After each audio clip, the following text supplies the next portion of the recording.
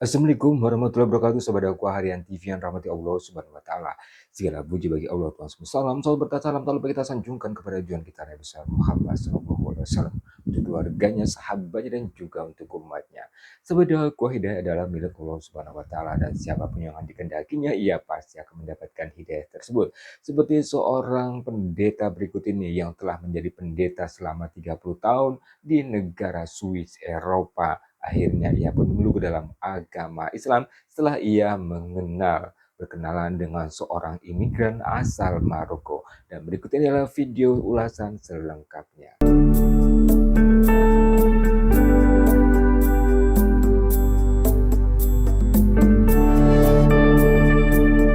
Assalamualaikum, namaku Lev Sekjitni. Sekarang aku berusia 75 tahun. Aku memutuskan masuk Islam dan mengubah namaku menjadi Ahmed Sekjitni.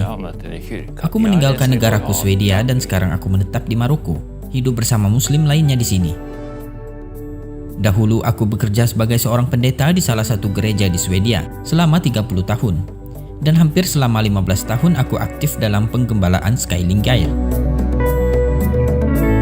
Akan kuceritakan bagaimana aku tertarik kepada Islam dan akhirnya Allah memberi hidayah kepadaku untuk bersyahadat. Baiklah, kita mulai. Sebagai seorang pendeta, saya bekerja dengan masalah pengungsi dan berhubungan dengan pengungsi di Swedia sepanjang hidup saya melayani gereja. Dari pengungsi inilah bagaimana Islam membuat saya kagum dan saya tertarik untuk mengamatinya. Ada seorang guru di penampungan imigran yang menghubungi saya. Dia berkata bahwa ada seorang mantan siswa imigran yang tidak suka tinggal di rumah pengungsian. Dan beliau bertanya apakah siswa ini boleh tinggal bersama saya. Baiklah, kata saya, setuju bahwa pria itu boleh tinggal bersama dengan saya. Pria itu adalah imigran dari Maroko dan dia adalah seorang muslim. Saya pun tidak mempermasalahkan itu. Hari-hari berjalan, pria itu adalah orang yang baik, suka menolong, dan yang terpenting dia adalah muslim yang taat. Selalu menjalankan perintah Tuhannya dalam beribadah. Dia selalu sholat 5 kali sehari dan sering berpuasa. Puncaknya di bulan Ramadan setelah saya mengamati bagaimana Islam tercermin pada akhlak seorang muslim.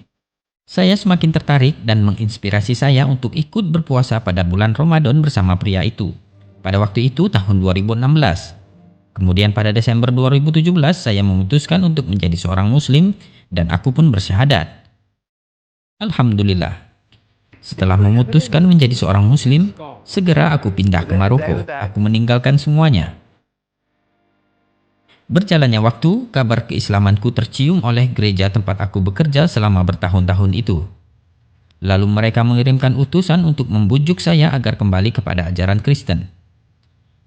Asisten diakonia gereja itu berkata, "Atas nama gereja, kembalilah. Kami hanya ingin menyelamatkanmu." Lantas aku pun menjawab, "Tidak. Aku tidak butuh penyelamatan." Mereka terus mencoba meyakinkan dan mengajakku kembali. Dan dengan tegas aku menolak ajakan mereka. Alhamdulillah saudaraku, doakan aku agar teguh dan istiqomah menjadi seorang muslim yang diridhoi Allah Subhanahu wa taala. Sekarang aku adalah muslim untuk selama-lamanya, sampai Allah memanggilku kembali kepadanya. Terima kasih semuanya.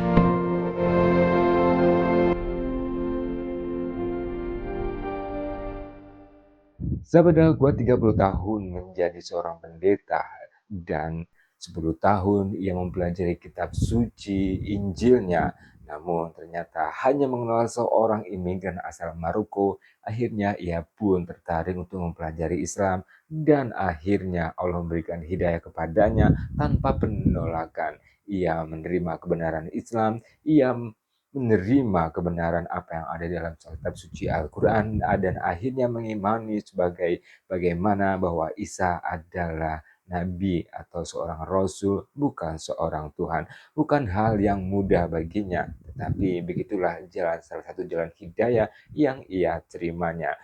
Sahabat dakwah, para pendeta pun yang berada di negara Swiss pun membujuknya untuk masuk lagi ke dalam agama Kristen, ingin menyelamatkannya. Namun ia mengatakan bahwa ia tidak perlu diselamatkan karena ia merasa dalam Islam ia sudah menjadi seorang yang baik, menjadi orang yang sudah terselamatkan dengan agama Islam. Sahabat dakwah, kita doakan semoga istiqomah. Itu saja informasi hari ini. Semoga bermanfaat dan juga menambah wawasan kita tentang dunia dan kehasanah Islam. Jangan lupa untuk like, share, subscribe Dakwah Harian TV. Barakallahu fikum. Wassalamualaikum warahmatullahi wabarakatuh.